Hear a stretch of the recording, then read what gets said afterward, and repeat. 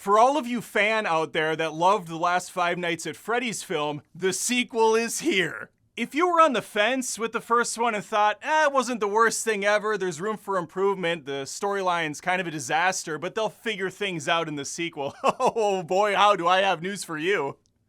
They did not. Come with me on a journey as we head back to Five Nights at Freddy's, the pizza shop that just won't stop, and I'm gonna give you all of my thoughts in a spoiler-free review. Let's begin right now. Say, as you monitor this video through an old camera, if you wouldn't mind enhancing on the subscribe button, I would appreciate it. That way you'll see future videos by me, and you won't want to miss them. If you were a big fan of the first Five Nights at Freddy's, why? Also, I don't really have anything to say to you. You're probably going to go into this one and be pretty pumped, and you're going to leave just the same, especially with that non-ending they gave me. But for everyone else that's not coming at this from, I played the video game, I grew up, it was my childhood, you might just want to watch an entertaining film that makes a lick of sense, you are going to be very, very disappointed. I thought this was not only a bad movie, I thought this was worse than the first one, which is speaking volumes. I took my kids to the first film. They were the age group that this is going after. My son Connor, 11, my daughter Olivia, 14 at the time. They both really liked the video game. I'm not very familiar with it. I know there's a Fozzie Bear type character running around. I think he kills people. There's Chica and some of the other flavors. But no, they're all into it. So I thought, hey, I might not have a good time, but they will. Wrong. They hated it too. They might have hated it more than I did. The problem is, these are now that's what I call horror movies for kids. So you're not going to get any real scares or thrills, but at least you would hope they would have the story figured out and the adults could get something. They don't. And what's even more mind-boggling is if you are going to skew this towards a younger demographic, perfectly fine, I have no problem with that, at least get to the point faster. The first film takes an eternity to get us to Five Nights and actually see the animatronic creatures. The second one doubles down. We hardly see any of them until the second half of the film. It's absolutely bananas, Gwen Stefani. Another thing that's mind-boggling to me, I always thought that the bear, is that Freddy, I imagine, was the main character, the one that people liked. Why is this a Chica story every time? Why did they go all in on Chica in these films? Which I will give one positive right now. Megan Fox voices Chica. This might be the best performance she's ever given in her entire life. And that says pretty much nothing other than she wasn't horrible in this. It's the equivalent of when they used Hugo Weaving to do the voice of Megatron. And like, what part of him is Hugo anymore? It's all reverbed and synthesized. That's kind of how Chica sounds. You get a little bit of Fox stank in there, but not enough to really go, oh, that's who that is? And I'm being a little over the top. It's not her best performance. That's still and always will be Jennifer's Body. A great movie, by the way. Much better than this. So you have that disastrous plot where there's a killer guy, Shaggy from the live-action Scooby-Doo films, the dude from Scream 1. He killed a bunch of kids and shoved their bodies into animatronic machines at a essentially Chuck E. Cheese pizzeria. The kids' souls brought the creatures to life, the animatronics, and the rest is history, or something.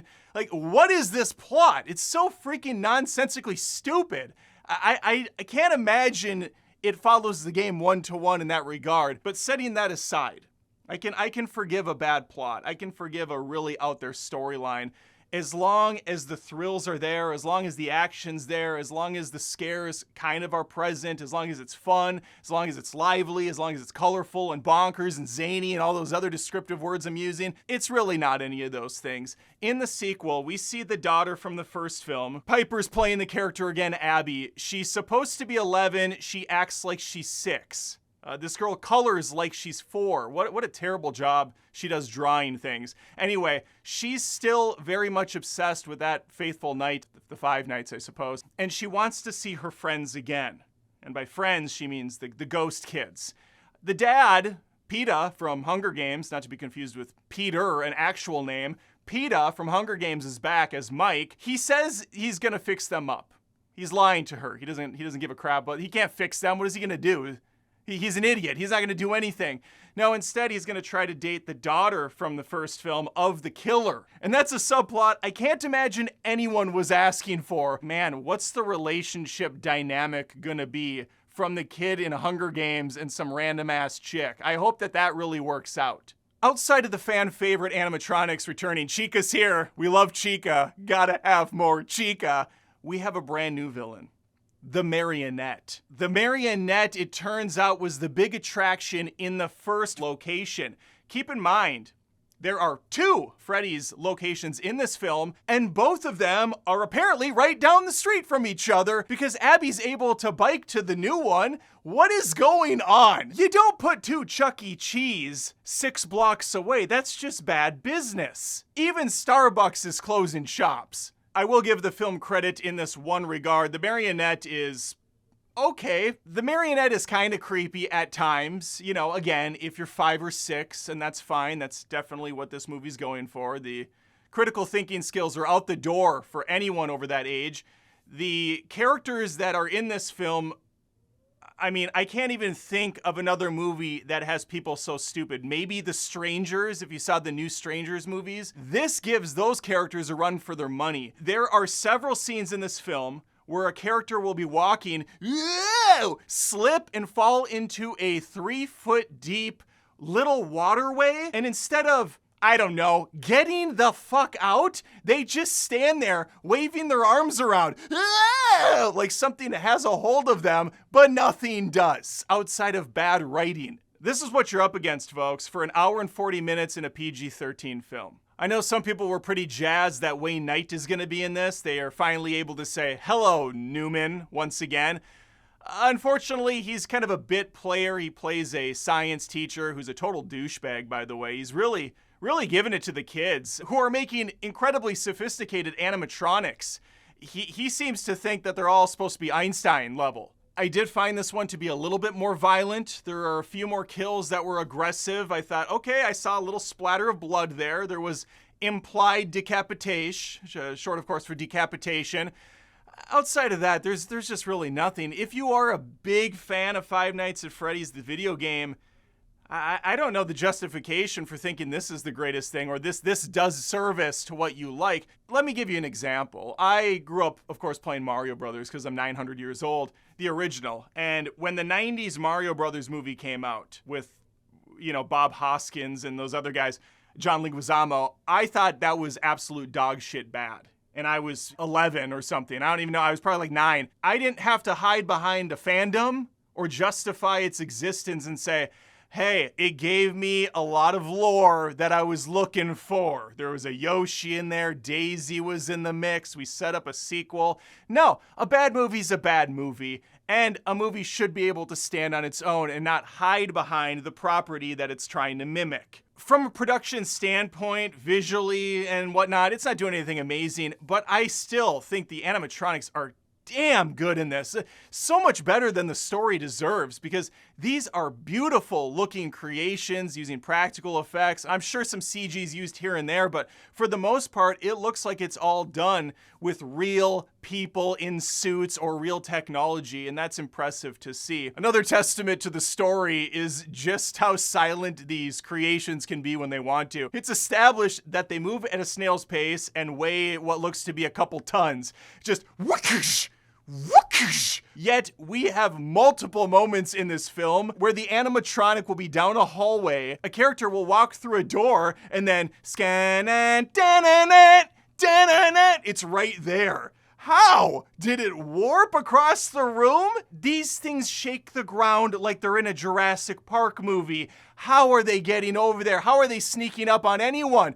There is another spot where one of the lead women is driving in the car and she hears a little boonk on the top. She looks up, there's a giant fox animatronic stabbing through the fucking top of the car. How did it get on top of the car? Can it super jump across the land? Because that's what it would have taken.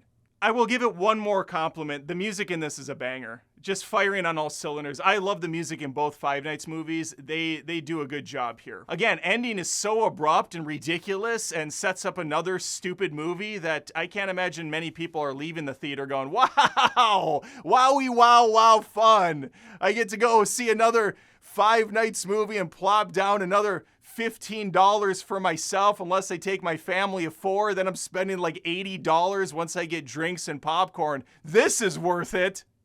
No, just stay home and play the 7 or 8 or how many games there are in spin-off games. You'll be fine. Don't waste your money on this dreck. They can do better. They should do better. Long story short, I was not a fan of Five Nights at Freddy's 2, and I don't have any desire to watch number 3, but of course, because I hate myself and I need to bring you the content, I will watch it when it inevitably shits out into movie theaters. Let me know if you saw it though already, if you're more gung-ho now to see it because you're a true fan, and anything this curmudgeonly old idiot has to say is completely dismissed because he doesn't know the Chica lore.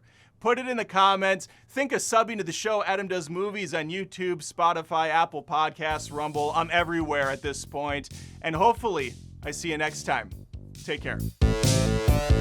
Hey, thanks for watching the video and sticking around to the end. If you enjoy what I do here, maybe think of becoming a patron at patreon.com/AdamDoesMovies. It would be a perfect time to join too, because I'm having a 30% off Cyber Monday through wherever I decide to take it. Join right now and you get that awesome benefit like these folks over here. And again, if you strike while the iron's hot, the discount will be applied. All right, hopefully I see you next time. Take care.